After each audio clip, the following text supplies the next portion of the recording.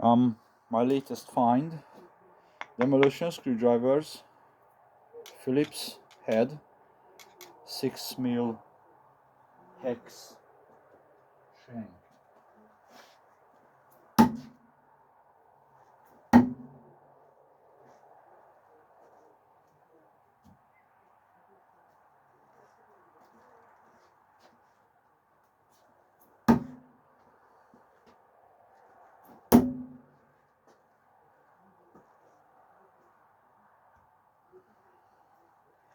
And it sticks into the hard vertical grain target, unmodified as it is.